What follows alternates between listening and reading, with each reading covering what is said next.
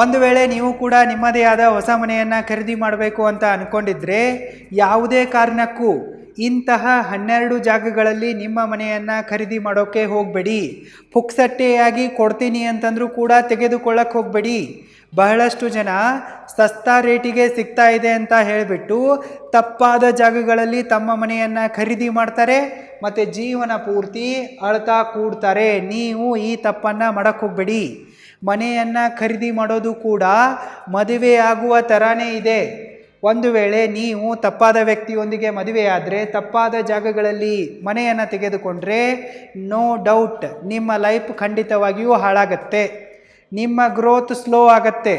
ಅದಕ್ಕಾಗಿ ಒಂದು ವೇಳೆ ನೀವು ನಿಮ್ಮ ಫ್ಯಾಮಿಲಿಯೊಂದಿಗೆ ಇರೋಕ್ಕಂಥ ಮನೆಯನ್ನು ಖರೀದಿಸಬೇಕು ಅಂತ ಅಂದ್ಕೊಂಡಿದ್ರೆ ಈ 12 ಜಾಗಗಳಲ್ಲಿ ಮನೆಯನ್ನು ಖರೀದಿಸೋಕ್ಕೆ ಹೋಗಬೇಡಿ. ನಂಬರ್ 1, ಇನ್ ಅನ್ಡೆವಲಪ್ಡ್ ರಿಮೋಟ್ ಏರಿಯಾಸ್. ಸಿಟಿಯಲ್ಲಿ ಪ್ಲಾಟ್ಗಳ ರೇಟು ತುಂಬಾ ಜಾಸ್ತಿ ಇದೆ, ಮನೆಗಳ ರೇಟು ತುಂಬಾ ಜಾಸ್ತಿ ಇದೆ. ಸಿಟಿ ಬಿಟ್ಟು ತುಂಬಾ ದೂರ ಹೋಗಿಬಿಟ್ರೆ ನನಗೆ ಸಸ್ತಾ ರೇಟಿಗೆ ಮನೆ ಸಿಗತ್ತೆ, ಪ್ಲಾಟ್ ಸಿಗತ್ತೆ ಅಂತ ಹೇಳಿಬಿಟ್ಟು ನೀವು ಅನ್ಡೆವಲಪ್ ಆಗಿರುವ ರಿಮೋಟ್ ಏರಿಯಾಗಳಲ್ಲಿ ಮನೆಯನ್ನು ಖರೀದಿಸೋಕೆ ಹೋಗಬೇಡಿ. ಒಂದು ವೇಳೆ ನೀವು ಇಂಥ ದರಿದ್ರ ಜಾಗಗಳಲ್ಲಿ ಮನೆಯನ್ನು ಖರೀದಿಸಿದರೆ ನಿಮಗೆ ಸಿಕ್ಕಾಪಟ್ಟೆ ಪ್ರಾಬ್ಲಮ್ಗಳನ್ನು ಫೇಸ್ ಮಾಡಬೇಕಾದ ಕೆಟ್ಟ ಪರಿಸ್ಥಿತಿ ಬಂದೇ ಬರುತ್ತೆ. ಉದಾಹರಣೆಗಾಗಿ ಇಂತಹ ರಿಮೋಟ್ ಅನ್ಡೆವಲಪ್ಡ್ ಏರಿಯಾಗಳಲ್ಲಿ ಯಾವುದೇ ಥರನಾದ ಡೆವಲಪ್ಮೆಂಟು ಆಗೋದೇ ಇಲ್ಲ. ಅವರು ನಿಮಗೆ ಫೇಕ್ ಪ್ರಾಮಿಸ್ಗಳನ್ನು ಮಾಡ್ತಾರೆ, ಸಿಟಿ ಡೆವಲಪ್ ಆಗುತ್ತೆ, ಅದು ಬರೋದಿದೆ ಇದು ಬರೋದಿದೆ ಅಂಥೇಳಿ. ಇಂಡಿಯಾದಲ್ಲಿ ಡೆವಲಪ್ಮೆಂಟ್ ಯಾವ ರೀತಿ ಆಗುತ್ತೆ ಅನ್ನೋದು ನಿಮಗೆ ಚೆನ್ನಾಗಿ ಗೊತ್ತಿದೆ. ಇಂಥ ಏರಿಯಾಗಳಲ್ಲಿ ಡೆವಲಪ್ಮೆಂಟ್ ಆಗೋ ಚಾನ್ಸಸ್ ನೆಗ್ಲಿಜಿಬಲ್ ಇರುತ್ತೆ, ನೋನೇ ಇರುತ್ತೆ, ಜೀರೋ ಇರುತ್ತೆ. ಮತ್ತು ಇಲ್ಲಿ ನಿಮಗೆ ಯಾವುದೇ ಥರನಾದ ಗುಡ್ ಇನ್ಫ್ರಾಸ್ಟ್ರಕ್ಚರ್ ಕೂಡ ಸಿಗಲ್ಲ. ಇಲ್ಲಿಗೆ ಹೋಗೋಕೆ ಬರೋಕೆ ಸರಿಯಾದ ರೋಡ್ಸ್ಗಳು ಕೂಡ ಇರಲ್ಲ. ಇಂತಹ ಜಾಗಗಳಲ್ಲಿ ನಿಮಗೆ ಸಿಗಬೇಕಾದ ಬೇಸಿಕ್ ಫೆಸಿಲಿಟಿಗಳು ಕೂಡ ಸಿಗಲ್ಲ. ಉದಾಹರಣೆಗಾಗಿ ವಾಟರ್ ಕನೆಕ್ಷನ್ ಇರಬಹುದು, ಎಲೆಕ್ಟ್ರಿಸಿಟಿ ಸಪ್ಲೈ ಇರಬಹುದು, ವೈಫೈ ಕನೆಕ್ಷನ್ ಇರಬಹುದು, ಗ್ಯಾಸ್ ಲೈನ್ ಕನೆಕ್ಷನ್ ಇರಬಹುದು. ಇವು ಕೂಡ ಸಿಗಲ್ಲ, ಎಲ್ಲವೂ ಕೂಡ ಡಿಲೇ ಆಗುತ್ತೆ. ಮತ್ತು ಸಿಗ್ತಾ ಇದ್ರೂ ಕೂಡ ಸಮರ್ಪಕವಾಗಿ ಸಿಗಲ್ಲ, ಪ್ರಾಬ್ಲಮ್ಗಳನ್ನು ಫೇಸ್ ಮಾಡಬೇಕಾಗತ್ತೆ. ಮತ್ತು ಇಂತಹ ಜಾಗಗಳಿಗೆ ಹೋಗೋಕೆ ಬರೋಕೆ ಸಮರ್ಪಕವಾದ time to time public transportation ವ್ಯವಸ್ಥೆ ಕೂಡ ಇರಲ್ಲ. ಮತ್ತು ಇಲ್ಲಿ ಚೆನ್ನಾಗಿರುವ ಸ್ಕೂಲು ಮತ್ತು ಹಾಸ್ಪಿಟಲ್ಗಳು ಕೂಡ ಇರಲ್ಲ. ಮತ್ತು ಇಂತಹ ಅನ್ಡೆವಲಪ್ಡ್ ರಿಮೋಟ್ ಏರಿಯಾಗಳು ಸಿಟಿಯಿಂದ ತುಂಬಾ ದೂರ ಇರ್ತವೆ, 30-40 ಕಿಲೋಮೀಟ್ರ್ ತನಕನೂ ದೂರ ಇರ್ತವೆ.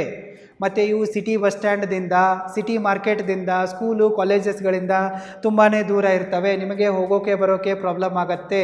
ಮುಂದೆ ನಿಮಗೆ ಮಕ್ಕಳಾದಾಗ ಅವರಿಗೆ ಸ್ಕೂಲ್ಗೆ ಹೋಗೋಕೆ ಬರೋಕ್ಕೂ ಕೂಡ ಪ್ರಾಬ್ಲಮ್ ಆಗುತ್ತೆ.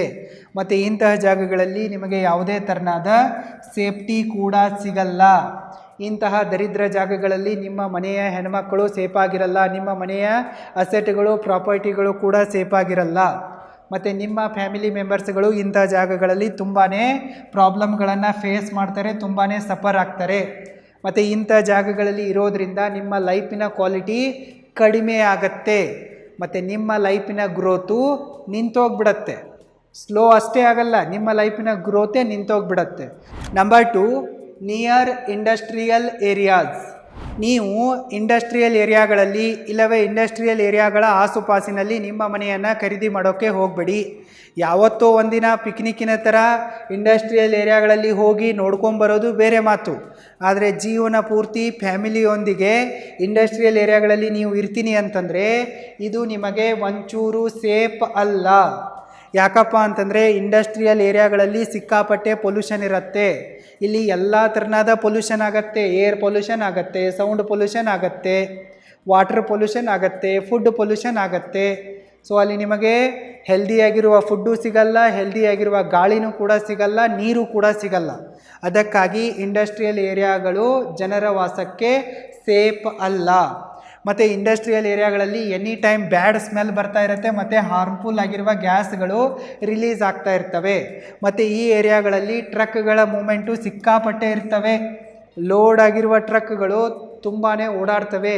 ಇದು ನಿಮಗೆ ಸೇಫ್ ಅಲ್ಲ. ನೆಕ್ಸ್ಟ್, ಈ ಏರಿಯಾಗಳಲ್ಲಿ ಕೆಮಿಕಲ್ ಎಕ್ಸ್ಪೋಜರ್ ಕೂಡ ಜಾಸ್ತಿ ಇರುತ್ತೆ. ನೀವೇನಾದರೂ ಇಂತಹ ಪೊಲ್ಯೂಟೆಡ್ ಏರಿಯಾಗಳಲ್ಲಿ ಇದ್ದರೆ ನಿಮ್ಮ ಜೀವಿತಾವಧಿ ಕಡಿಮೆ ಆಗತ್ತೆ. ನೀವು ಒಂದು ಒಳ್ಳೆಯ ಎನ್ವೈರ್ಮೆಂಟ್ನಲ್ಲಿದ್ದರೆ 100 ವರ್ಷ ಬದುಕೋ ಚಾನ್ಸಸ್ ಇರುತ್ತೆ. ಆದರೆ ನೀವು ಇಂತಹ ಕೆಟ್ಟ ಪೊಲ್ಯೂಟೆಡ್ ಗಲೀಜ್ ಏರಿಯಾದಲ್ಲಿ ಇದ್ದರೆ ನಿಮ್ಮ ಲೈಫ್ ಸ್ಪ್ಯಾನ್ 50-60 ವರ್ಷಕ್ಕೇ ಮುಗಿದು ಬಿಡತ್ತೆ, ನೀವು ಬೇಗನೆ ಸತ್ತೋಗ್ಬಿಡ್ತೀರಾ. ಮತ್ತು ಎಲ್ಲ ಥರನಾದ ರೋಗಗಳನ್ನು ಅಂಟಿಸ್ಕೊಂಡು ಸಾಯ್ತೀರ.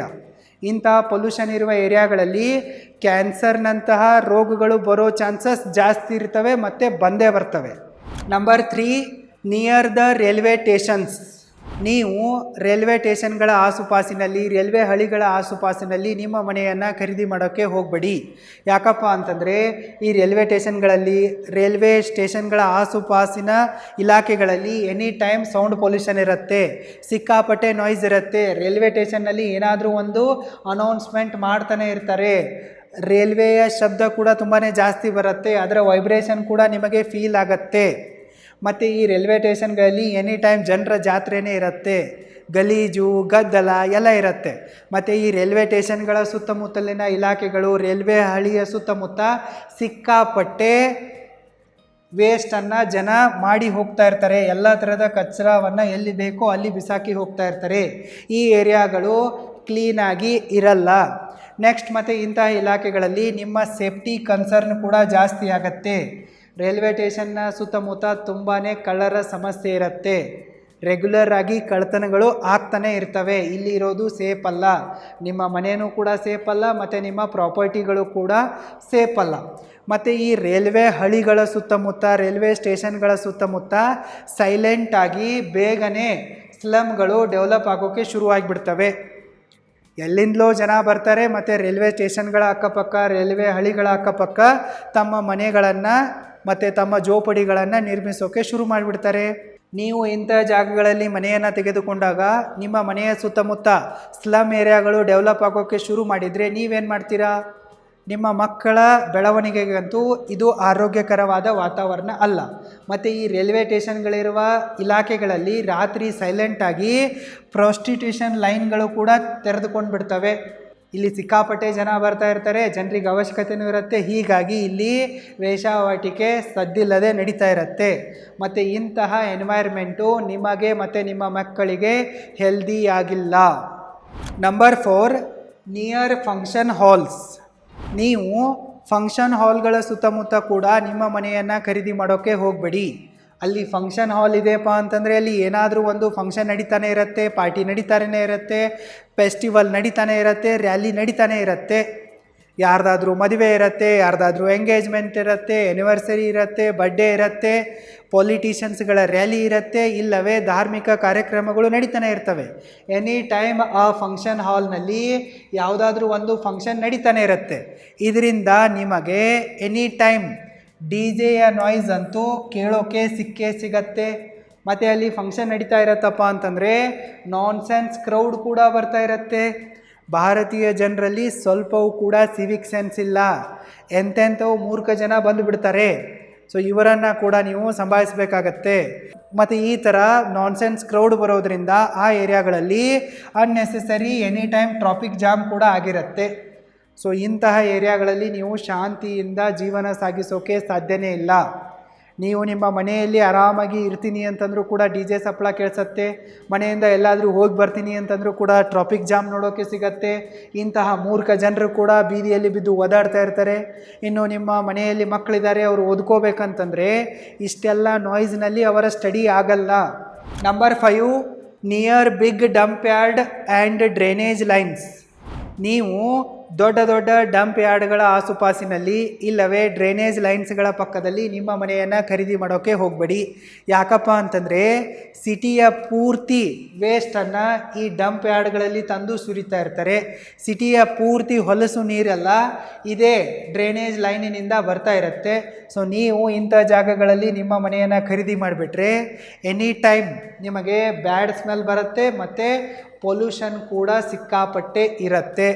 ಮತ್ತು ಇಂತಹ ಜಾಗಗಳಲ್ಲಿ ನಿಮ್ಮ ಮನೆ ಇತ್ತಪ್ಪ ಅಂತಂದರೆ ಅದಕ್ಕೆ ರೀಸೇಲ್ ವ್ಯಾಲ್ಯೂ ಕೂಡ ಸಿಗಲ್ಲ.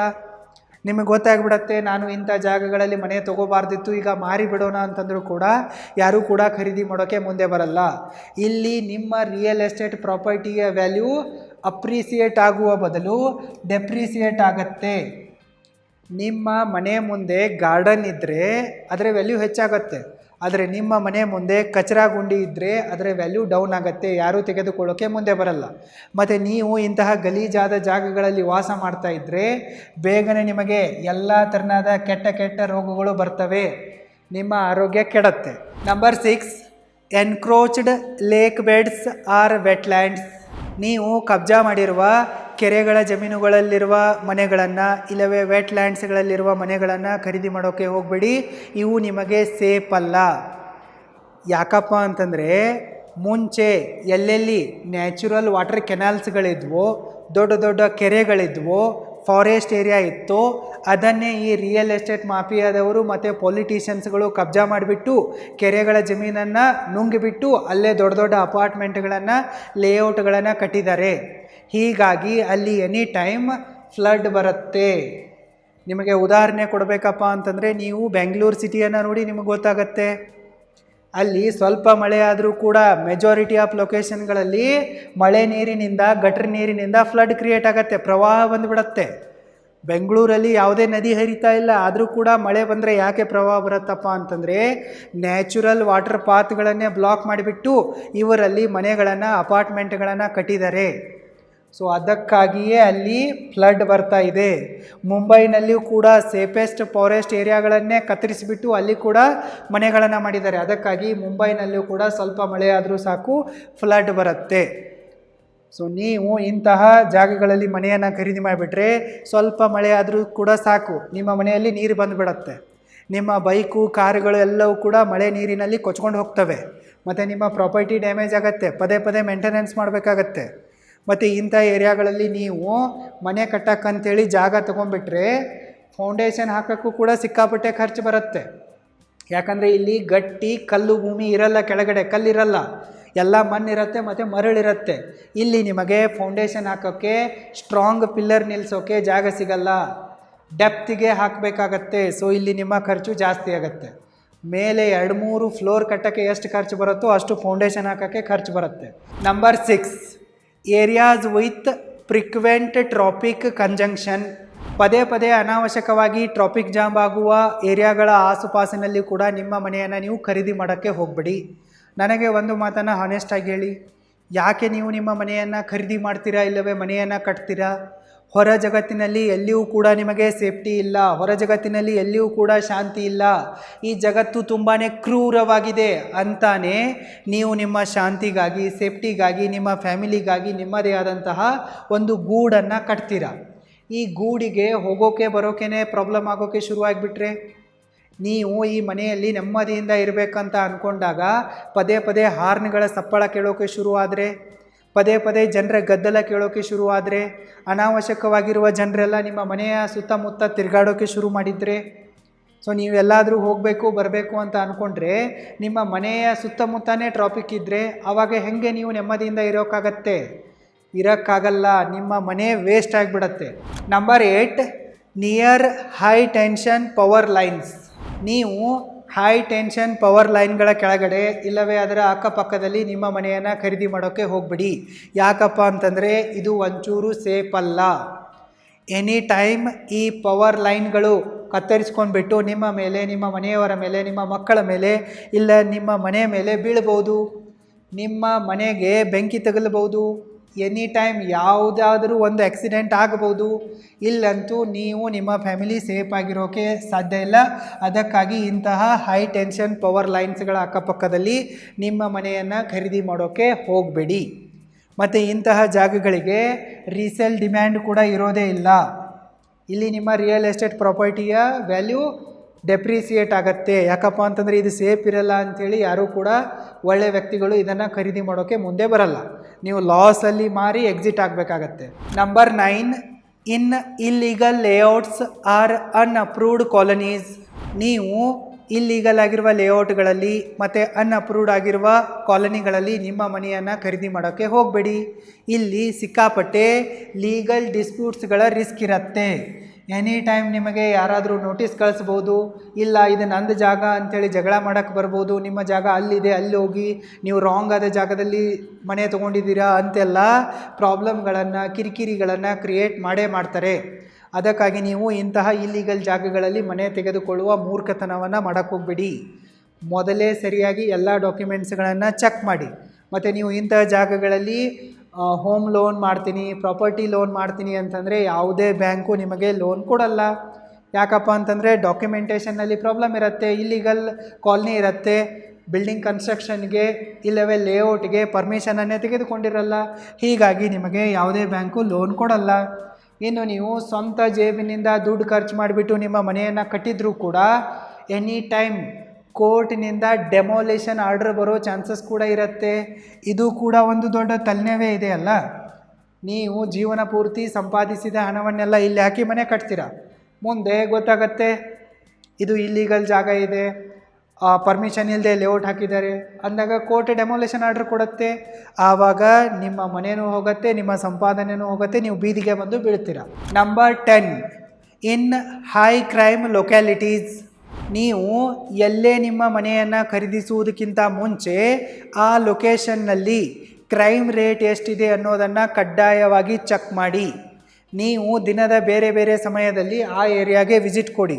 ಅರ್ಲಿ ಮಾರ್ನಿಂಗ್ ಹೋಗಿ, ಸ್ವಲ್ಪ ಮಧ್ಯಾಹ್ನ ಹೋಗಿ ನೋಡಿ, ಸಂಜೆ ಹೋಗಿ, ರಾತ್ರಿ ಹೋಗಿ ನೋಡಿ ಆ ಏರಿಯಾದ ವಾತಾವರಣ ಹೆಂಗಿದೆ, ಅಲ್ಲಿರುವ ಜನರು ಹೆಂಗಿದ್ದಾರೆ ಅನ್ನೋದನ್ನೆಲ್ಲ ಚೆಕ್ ಮಾಡಿ. ಮತ್ತು ನಿಮ್ಮ ನಿಯರೆಸ್ಟ್ ಪೊಲೀಸ್ ಸ್ಟೇಷನ್ಗೆ ಹೋಗಿಬಿಟ್ಟು ಆ ಏರಿಯಾದ ಕ್ರೈಮ್ ರೇಟ್ ಎಷ್ಟಿದೆ ಅನ್ನೋದನ್ನು ಚೆಕ್ ಮಾಡಿ. ಅಲ್ಲೇನಾದರೂ ಜಾಸ್ತಿ ಕ್ರೈಮ್ ರೇಟ್ ಇದೆಯಪ್ಪ ಅಂತಂದರೆ ಅಂತಹ ಜಾಗಗಳಲ್ಲಿ ನಿಮ್ಮ ಮನೆಯನ್ನು ಖರೀದಿ ಮಾಡೋಕ್ಕೆ ಹೋಗಬೇಡಿ, ಇದು ನಿಮಗೆ ಸೇಫ್ ಅಲ್ಲ. ಯಾಕಪ್ಪ ಅಂತಂದರೆ ಇಂತಹ ಏರಿಯಾಗಳಲ್ಲಿ ರೆಗ್ಯುಲರ್ ಆಗಿ ಕಳ್ಳತನಗಳು ಆಗ್ತಾನೇ ಇರ್ತವೆ. ನಿಮ್ಮ ಮನೆ ಕಳುವಾಗ್ಬೋದು, ನಿಮ್ಮ ಮನೆಯಲ್ಲಿರುವ ಬಂಗಾರ ಅಸೆಟ್ಗಳು ಕಳುವಾಗ್ಬೋದು, ನಿಮ್ಮ ಬೈಕು ಕಾರುಗಳು ಕಳುವಾಗ್ಬೋದು. ನೆಕ್ಸ್ಟ್, ಇಂತಹ ಜಾಗಗಳಲ್ಲಿ ರೆಗ್ಯುಲರ್ ಆಗಿ ಕ್ರೈಮ್ಗಳಾಗ್ತಾ ಇರ್ತವೆ. ಎನಿ ಟೈಮ್ ರೇಪು ಮರ್ಡರ್ಗಳು ಇಲ್ಲಿ ಕಾಮನ್ ಆಗಿ ಹಾಗೆ ಆಗ್ತಾ ಇರ್ತವೆ. ದಿನ ಸಾಯೋರಿಗೆ ಅಳೋರು ಯಾರು ಅನ್ನೋ ಥರ ಸಿಚುವೇಶನ್ ಇಲ್ಲಿರುತ್ತೆ. ಮತ್ತು ಈ ಏರಿಯಾಗಳಲ್ಲಿರುವ ಜನ ಎಲ್ಲ ತರಹದ ಬ್ಯಾಡ್ ಹ್ಯಾಬಿಟ್ಸ್ಗಳನ್ನು ಓಪನ್ ಆಗಿ ಮಾಡ್ತಾ ಇರ್ತಾರೆ. ನೀವು ಸಿಗರೇಟ್ ಸೇದದೇ ಇದ್ದರೆ ಏನಾಯಿತು, ಬೇರೆಯವರು ಸೇದ್ತಾ ಇರ್ತಾರೆ, ಆ ಗಾಳಿಯನ್ನು ನೀವು ಸೇವಿಸಿ ಕ್ಯಾನ್ಸರ್ ಹಚ್ಕೋಬೇಕಾಗತ್ತೆ. ನೀವು ನಾನ್ ವೆಜ್ ತಿಂದಿದ್ರೆ ಏನಾಯಿತು, ಅವರೆಲ್ಲ ತಿಂತಾರೆ, ಕಚರ ತಂದು ನಿಮ್ಮ ಮನೆ ಮುಂದೆ ಎಸಿತಾರೆ. ನೀವು ಡ್ರಗ್ಗು ಮಾಡದೇ ಇದ್ದರೆ ಏನಾಯಿತು, ಅವ್ರು ಮಾಡ್ತಾ ಇರ್ತಾರೆ, ಅದನ್ನೆಲ್ಲ ನೀವು ನೋಡಿ ಸಾಯಬೇಕಾಗತ್ತೆ. ಸೊ ಅದಕ್ಕಾಗಿ ಇಂಥ ಏರಿಯಾಗಳಲ್ಲಿ ಮನೆ ತೆಗೆದುಕೊಳ್ಳೋದು ಒಳ್ಳೆ ಡಿಸಿಷನ್ ಅಲ್ಲ. ಮತ್ತು ಇಲ್ಲಿ ಎನಿ ಟೈಮ್ ಗ್ಯಾಂಗ್ ವಾರ್ಗಳು, ಗ್ಯಾಂಗ್ ವೈಲೆನ್ಸ್ಗಳು ಕಾಮನ್ ಆಗಿ ಆಗ್ತಾನೆ ಇರ್ತವೆ. ಮತ್ತು ಇಂಥ ಏರಿಯಾಗಳಲ್ಲಿ ಪ್ರಾಸ್ಟಿಟ್ಯೂಷನ್ ಓಪನ್ ಆಗಿ ನಡೀತಾ ಇರುತ್ತೆ. ಇದರಲ್ಲಿ ಪ್ರಾಸ್ಟಿಟ್ಯೂಟ್ಸ್ಗಳು, ಪೊಲೀಸರು, ಪೊಲಿಟಿಷಿಯನ್ಸ್ಗಳು, ಆಫೀಸರ್ಸ್ಗಳು ಎಲ್ಲರೂ ಕೂಡ ಶಾಮೀಲಾಗಿರ್ತಾರೆ. ಸೊ ಇದನ್ನು ಒಂಥರ ಸ್ಲಮ್ ಥರನೇ ನಡೆಸ್ತಾ ಇರ್ತಾರೆ ಅವರು. ಬೇಕಂತಲೇ ಈ ಏರಿಯಾವನ್ನು ಇದೇ ಥರ ಇಟ್ಟಿರ್ತಾರೆ. ಇಂತಹ ಆ್ಯಕ್ಟಿವಿಟಿಗಳಿಗಂತಲೇ ಈ ಏರಿಯಾ ಮೀಸಲಾಗಿರುತ್ತೆ. ಇಲ್ಲಿ ಒಳ್ಳೆ ಜನ ಇರೋಕ್ಕೆ ಯೋಗ್ಯವಾದ ವಾತಾವರಣ ಇರಲ್ಲ. ಮತ್ತು ಇಲ್ಲಿ ಬೀದಿ ದೀಪಗಳು ಕೂಡ ಇರಲ್ಲ. ನೈಟಲ್ಲಿ ವಿಸಿಬಿಲಿಟಿ ತುಂಬಾ ಪೂವರ್ ಇರುತ್ತೆ. ಬೇಕಂತಲೇ ಇಲ್ಲಿ ರೋಡ್ ಲೈಟ್ಗಳನ್ನು ಹಾಕಿರಲ್ಲ. ಹಾಕಿದರೂ ಕೂಡ ಅಲ್ಲಿರುವ ಜನ ಎಲ್ಲ ರೋಡ್ ಲೈಟ್ಗಳನ್ನು ಒಡೆದಾಕ್ಬಿಡ್ತಾರೆ. ಈ ಏರಿಯಾಗಳಲ್ಲಿ ಸಂಜೆ ಎನಿ ಟೈಮ್ ಕತ್ಲೆ ಇರುತ್ತೆ. ಸೊ ಎಷ್ಟು ಕತ್ಲೆ ಇರುತ್ತೋ ಅವರಿಗೆ ಅದರಿಂದ ಬೆನಿಫಿಟ್ ಆಗೋದಿರುತ್ತೆ. ಕ್ರೈಮ್ ಮಾಡೋಕ್ಕೆ, ಪ್ರಾಸ್ಟಿಟ್ಯೂಷನ್ ಆ್ಯಕ್ಟಿವಿಟಿಗಳನ್ನು ನಡೆಸೋಕೆ, ಇಲ್ಲವೇ ಡ್ರಗ್ಗನ್ನು ಮಾರೋಕ್ಕೆ ಈಸಿ ಆಗುತ್ತೆ ಅಂಥೇಳಿ ಅಲ್ಲಿ ಕತ್ಲೆ ಇರುತ್ತೆ. ನೆಕ್ಸ್ಟ್, ಇಂತಹ ಏರಿಯಾಗಳಲ್ಲಿ ನಿಮ್ಮ ಮನೆಯವರಿಗೆ ನಿಮಗೆ ಸೇಫ್ಟಿ ಇರಲ್ಲ. ಮುಖ್ಯವಾಗಿ ನಿಮ್ಮ ಮನೆಯ ಹೆಣ್ಮಕ್ಳಿಗಂತೂ ಒಂಚೂರು ಸೇಫ್ಟಿ ಇರಲ್ಲ. ನಿಮ್ಮ ಧರ್ಮಪತ್ನಿ ಆಗಿರಬಹುದು, ತಾಯಿ ಆಗಿರಬಹುದು, ಅಕ್ಕ ತಂಗಿಯರಾಗಿರ್ಬೋದು, ಮಗಳಾಗಿರಬಹುದು, ನಿಮ್ಮ ಮನೆಗೆ ಹೋಗೋ ಬರೋ ರಿಲೇಟಿವ್ಸ್ಗಳಾಗಿರ್ಬೋದು, ಯಾವುದೇ ಹೆಣ್ಮಕ್ಕಳು ಗಂಡ್ಮಕ್ಕಳು ಇಂಥ ಏರಿಯಾಗಳಲ್ಲಿ ಸೇಫ್ ಅಲ್ವೇ ಅಲ್ಲ. ಸೊ ಇಂಥ ಏರಿಯಾಗಳಲ್ಲಿ ಹೆಲ್ದಿಯಾದ ವಾತಾವರಣ ಇರಲ್ಲ. ನಿಮಗೆ ಮುಂದೆ ಮಕ್ಕಳಾದಾಗ ನಿಮ್ಮ ಮಕ್ಕಳು ಕೂಡ ಅಕ್ಕಪಕ್ಕದವರನ್ನು ನೋಡಿಬಿಟ್ಟು ಇದೇ ಕೆಲಸಗಳನ್ನು ಮಾಡೋಕ್ಕೆ ಶುರು ಮಾಡ್ಕೊಂಡ್ಬಿಡ್ತವೆ. ಸಣ್ಣ ಸಣ್ಣ ಮಕ್ಕಳು ಕೂಡ ಜೇಬಲ್ಲಿ ಕಾಂಡಮ್ ಇಟ್ಕೊಂಡು ತಿರ್ಗಾಡೋಕ್ಕೆ ಶುರು ಮಾಡ್ತವೆ. ಕತ್ತಲ್ಲಿ ರೇಜರ್ ಹಾಕ್ಕೊಂಡು ತಿರ್ಗಾಡೋಕ್ಕೆ ಶುರು ಮಾಡ್ತವೆ. ಕಿವಿಯಲ್ಲಿ ಮೂಗಲ್ಲಿ ಏನಾದರೂ ಚುಚ್ಕೊಂಡು ತಿರ್ಗಾಕ್ಕೆ ಶುರು ಮಾಡ್ತವೆ. ಇಲ್ಲವೇ ಸಿಗರೇಟ್ ಸೇದೋದು, ಡ್ರಗ್ ಸೇವನೆ ಮಾಡೋದು ಶುರು ಮಾಡಿಬಿಡ್ತವೆ. ಸೊ ನಿಮ್ಮ ಮಕ್ಕಳು ಇಂಥ ಏರಿಯಾಗಳಲ್ಲಿ ಬೆಳೆದ್ರೆ ಅವರಿಗೆ ಒಳ್ಳೆಯ ಸಂಸ್ಕಾರ ಸಿಗಲ್ಲ. ಅವು ಹಾಳಾಗ್ತವೆ, ಕ್ರಿಮಿನಲ್ಗಳಾಗ್ತವೆ. ಮತ್ತು ಮೋಸ್ಟ್ ಇಂಪಾರ್ಟೆಂಟ್, ನೀವೇನಾದರೂ ಇಂತಹ ಕಾಲೋನಿಗಳಲ್ಲಿ ಇದ್ದೀರಾ ಅನ್ನೋದು ಗೊತ್ತಾದರೆ ನಿಮಗೂ ಕೂಡ ಒಂದು ಬ್ಯಾಡ್ ಟ್ಯಾಗ್ ಬಂದುಬಿಡತ್ತೆ. ನಿಮ್ಮ ಹೆಸರಿನೊಂದಿಗೆ ಒಂದು ಕಳಂಕ ಅಂಟ್ಕೊಂಡ್ಬಿಡತ್ತೆ. ನಿಮ್ಮ ಆಫೀಸ್ನಲ್ಲಿ ನಿಮ್ಮ ಕಲೀಗ್ಗಳು ಅಥವಾ ಬಾಸ್ ಕೇಳಿದರೆ ನೀವು ಎಲ್ಲಿರ್ತೀರಾ ಅಂಥೇಳಿ ನೀವು ಇಂಥ ಹೈ ಕ್ರೈಮ್ ಲೊಕ್ಯಾಲಿಟಿಯ ಹೆಸರನ್ನು ಹೇಳಿಬಿಟ್ರೆ ಜನ ನಿಮ್ಮನ್ನು ಕೂಡ ಕ್ರಿಮಿನಲ್ ಥರ ನೋಡೋಕ್ಕೆ ಶುರು ಮಾಡಿಬಿಡ್ತಾರೆ. ಇವನೇನು ಆ ಏರಿಯಾದಿಂದ ಬರ್ತಾರೆ, ಇವನಿಂದ ಸ್ವಲ್ಪ ಡಿಸ್ಟೆನ್ಸ್ ಮೇಂಟೈನ್ ಮಾಡಿಕೊಂಡು ಹುಷಾರಾಗಿರ್ಬೇಕಪ್ಪ ಅಂಥೇಳಿ ಜನ ನಿಮ್ಮನ್ನು ಕೂಡ ಕ್ರಿಮಿನಲ್ ಥರ ನೋಡ್ತಾರೆ, ಅವಾಯ್ಡ್ ಮಾಡೋಕ್ಕೆ ಶುರು ಮಾಡ್ತಾರೆ. ಮುಂದೆ ನಿಮ್ಮ ಮಕ್ಕಳು ಸ್ಕೂಲು ಕಾಲೇಜುಗಳಿಗೆ ಹೋಗ್ತಾರೆ. ಸೊ ಆವಾಗಲೂ ಕೂಡ ಇದೇ ಸಮಸ್ಯೆ ಬರುತ್ತೆ. ಇನ್ನು ನಿಮ್ಮ ಮಕ್ಕಳಿಗೆ ಮದುವೆ ಮಾಡುವಾಗಲೂ ಕೂಡ ನಿಮ್ಮ ಈ ಏರಿಯಾದ ಕೆಟ್ಟ ಹೆಸರು ನಿಮಗೆ ಕಳಂಕದ ಥರ ಕಾಟ ಕೊಡುತ್ತೆ. Number 11, flood prone areas. ನೀವು ಪ್ರವಾಹ ಪೀಡಿತ ಏರಿಯಾಗಳಲ್ಲಿ ನಿಮ್ಮ ಮನೆಯನ್ನು ಖರೀದಿ ಮಾಡೋಕ್ಕೆ ಹೋಗಬೇಡಿ. ಪ್ರವಾಹ ನದಿಯಿಂದಾದರೂ ಬರಲಿ, ಇಲ್ಲವೇ ಸಿಟಿಯ ಗಟರ್ ನೀರಿನಿಂದಾದರೂ ಬರಲಿ, ಅಲ್ಲಿ ಪ್ರವಾಹ ಬರೋ ಸಾಧ್ಯತೆ ಇದೆಯಪ್ಪ ಅಂತಂದರೆ, ಲ್ಯಾಂಡ್ ಮಾರ್ಕ್ ಮಾಡಿದಾರಪ್ಪ ಅಂತಂದರೆ ಅಂತಹ ಜಾಗಗಳಲ್ಲಿ ಮನೆಯನ್ನು ಖರೀದಿ ಮಾಡೋಕ್ಕೆ ಹೋಗಬೇಡಿ. ಇಲ್ಲಪ್ಪ ಅಂತಂದರೆ ಫ್ಲಡ್ ಬಂದಾಗ ನಿಮ್ಮ ಮನೆಗೆ ನೀರು ನುಗ್ಗತ್ತೆ, ನಿಮ್ಮ ಮನೆಯಲ್ಲಿರುವ ಪ್ರಾಪರ್ಟಿಗಳು ಮತ್ತು ಅಸೆಟ್ಗಳೆಲ್ಲವೂ ಕೂಡ ಡ್ಯಾಮೇಜ್ ಆಗ್ತವೆ. ನಿಮ್ಮ ಮನೆ ಮುಂದೆ ಇರುವ ಬೈಕು, ಕಾರು, ಬೈಸಿಕಲ್ಗಳೆಲ್ಲವೂ ಕೂಡ ಮಳೆ ನೀರಿನಲ್ಲಿ ಕೊಚ್ಕೊಂಡು ಹೋಗ್ತವೆ. ಮತ್ತು ಮಾಸ್ಕಿಟೋದಿಂದ ನಿಮಗೆ ಸಿಕ್ಕಾಪಟ್ಟೆ ರೋಗಗಳು ಈಸಿಯಾಗಿ ಬರ್ತವೆ. ಡೆಂಗ್ಯೂಗಳಂತಹ ರೋಗಗಳು ನಿಮಗೆ ಪದೇ ಪದೇ ಬರ್ತಾನೆ ಇರ್ತವೆ. ಮತ್ತು ನೀವು ದುಡಿದಿರೋದನ್ನೆಲ್ಲ ನಿಮ್ಮ ಮನೆಯ ಮೇಂಟೆನೆನ್ಸ್ ಖರ್ಚಿಗೆ ಹಾಕಬೇಕಾಗತ್ತೆ.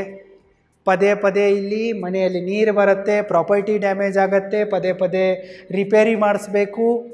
ವೆಹಿಕಲ್ಗಳಿಗೂ ಕೂಡ ರಿಪೇರಿ ಬರುತ್ತೆ, ಮನೆಗೂ ಕೂಡ ರಿಪೇರಿ ಬರುತ್ತೆ. ನೀವು ದುಡ್ದಿರೋದೆಲ್ಲ ಮೇಂಟೆನೆನ್ಸಲ್ಲೇ ಹೋಗುತ್ತೆ. Number 12 and last, near tourist places. ನೀವು ಟೂರಿಸ್ಟ್ ಪ್ಲೇಸಸ್ಗಳಲ್ಲಿ ಇಲ್ಲವೇ ಟೂರಿಸ್ಟ್ ಪ್ಲೇಸ್ಗಳ ಅಕ್ಕಪಕ್ಕದಲ್ಲಿ ಯಾವುದೇ ಕಾರಣಕ್ಕೂ ನಿಮ್ಮ ಮನೆಯನ್ನು ತೆಗೆದುಕೊಳ್ಳೋಕ್ಕೆ ಹೋಗಬೇಡಿ.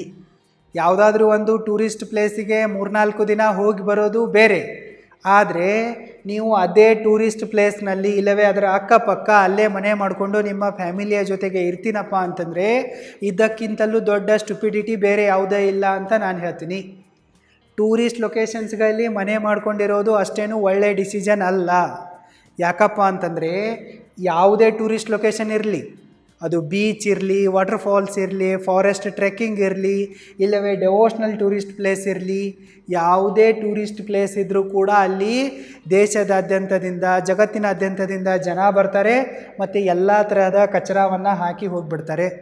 ಎಲ್ಲ ಕಡೆಯಿಂದ ಎಲ್ಲ ಥರನಾದ ಜನ ಬರ್ತಾರೆ ಮತ್ತು ಇದೇ ಏರಿಯಾದಲ್ಲಿ ಹೊಲಸನ್ನು ಮಾಡಿ ಹೋಗಿಬಿಡ್ತಾರೆ. ನೀವು ಈ ಹೊಲಸಲ್ಲಿ ಕಚರಾದಲ್ಲಿ ಇರಬೇಕಾಗತ್ತೆ. ಅದಕ್ಕಾಗಿ ಟೂರಿಸ್ಟ್ ಲೊಕೇಶನ್ಗಳಲ್ಲಿ ಮನೆ ತೆಗೆದುಕೊಳ್ಳೋದು ಅಷ್ಟೇನು ಜಾಣತನದ ಡಿಸಿಷನ್ ಅಲ್ಲ. ಒಂದು ವೇಳೆ ನೀವು ಇನ್ವೆಸ್ಟ್ಮೆಂಟ್ ಪರ್ಪಸ್ಗಾಗಿ ಮನೆ ತೊಗೊತಾ ಇದ್ದೀರಾ ಅಂದರೆ ದ್ಯಾಟ್ಸ್ ಓಕೆ. ಆದರೆ ನೀವು ಫ್ಯಾಮಿಲಿ ತೊಗೊಂಡು ಅಲ್ಲೇ ಇರ್ತೀನಿ ಅಂತಂದರೆ ಇದು ಅಪ್ಪಟ ಮೂರ್ಖತನವಾಗಿದೆ.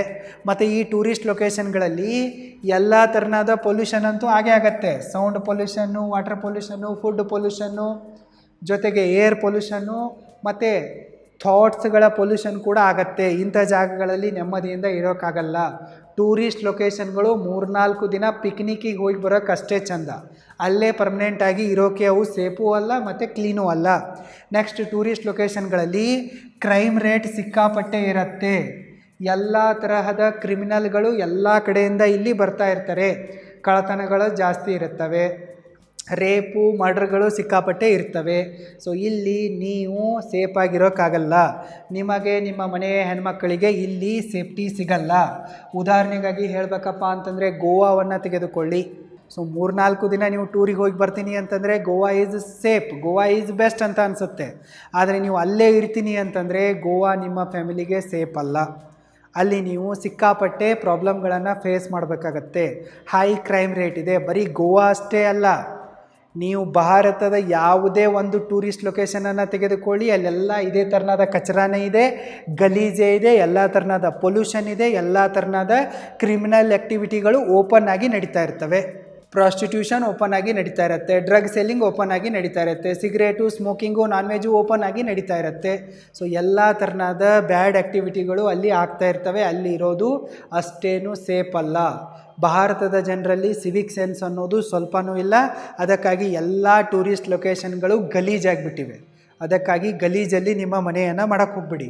ಮತ್ತು ಇಂತಹ ಜಾಗಗಳಲ್ಲಿ ನಿಮಗೆ ಸಾಂಕ್ರಾಮಿಕ ರೋಗಗಳು ಈಸಿಯಾಗಿ ಬರ್ತವೆ. ಯಾಕಪ್ಪ ಅಂದರೆ ಜಗತ್ತಿನಾದ್ಯಂತದಿಂದ ಎಲ್ಲ ಜನ ಇಲ್ಲೇ ಬರ್ತಾ ಇರ್ತಾರೆ. ಸೊ ಹೀಗಾಗಿ ಅವರು ಬರೋ ಜೊತೆಗೆ ಅವರ ಕೆಟ್ಟ ಚಟಗಳನ್ನು ಕೂಡ ತರ್ತಾರೆ ಮತ್ತು ಕೆಟ್ಟ ರೋಗಗಳನ್ನು ಕೂಡ ನಿಮಗೆ ತಂದು ಅಂಟಿಸಿ ಹೋಗಿಬಿಡ್ತಾರೆ. ಉದಾಹರಣೆಗಾಗಿ ಹೇಳಬೇಕಪ್ಪ ಅಂತಂದರೆ ಕೋವಿಡ್-19 ತೆಗೆದುಕೊಳ್ಳಿ.